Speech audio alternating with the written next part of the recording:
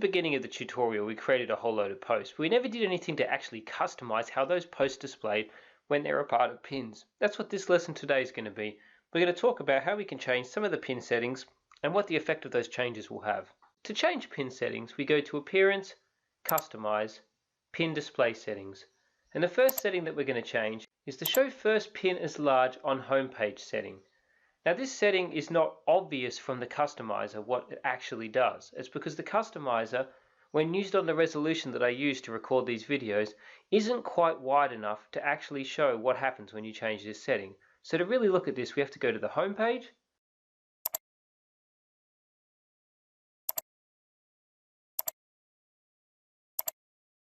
and then we can see that the first pin is double the width of the subsequent pins.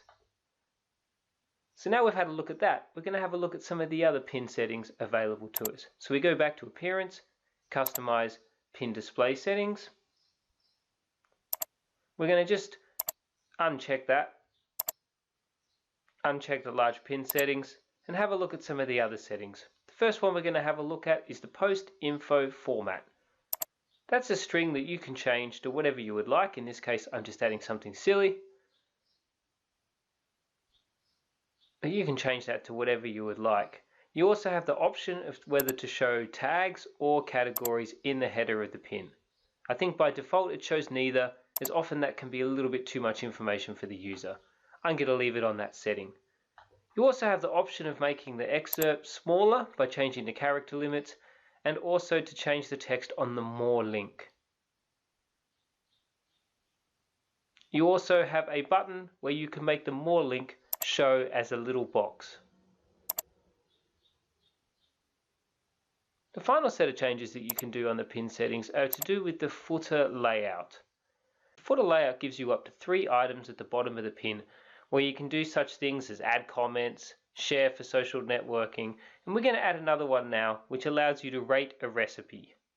So we do that by selecting 3 footer layout and adding a recipe rating to the third one at the footer panel. As you can see on the customizer preview, the chocolate pots, which actually has an easy recipe in it, allows you to add a rating, whereas the chocolate mousse that doesn't actually have an easy recipe in it doesn't provide anything.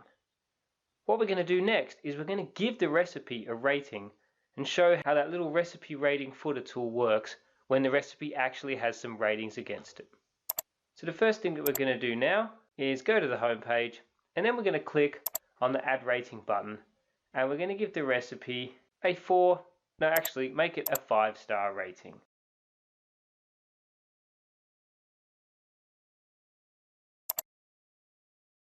Great, and that's been added, and the way that the user does this is through the WordPress comment mechanism, and they have this little extra 5-star thing that the Easy Recipe plugin puts in. If we now have a look at our home page, the average rating for the recipe is 5. Obviously, an average when there's only one review is not the most telling statistic, so we're going to go back in and add a 3-star review just to see how that's going to affect our home page. So we post a comment with a 3-star review, and that is also added. Now we go to the home page, and then we see that we have an average 4-star review.